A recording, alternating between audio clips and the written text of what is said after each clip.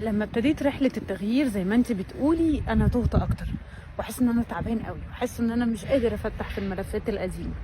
هرجع اقول تاني، واحنا بنقلب في الصدمات وفي الحاجات اللي وجعانا اللي اثرت على حياتك دلوقتي وخلت ان انت عندك معاناه، وعشان كده انت لجأت ان انت تروح لحد يحلها لك.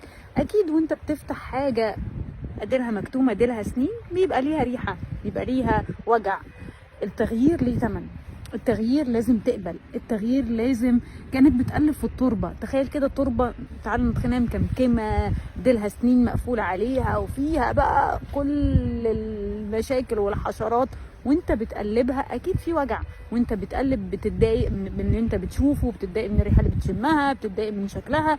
بس في احتماليه واحده ان انت لما تخلص تقليمها هتزرع زرعه تطلع حلوه قوي. لكن لو سبتها كده التربه دي مش هتتزرع، وبالعكس ممكن تبوظ كل الحاجات اللي حواليها وتسمم كل حاجه حواليها، يعني ممكن تعدي اي حاجه تانية، وده اللي بيحصل معاك بالظبط. اتحمل فتره الالم.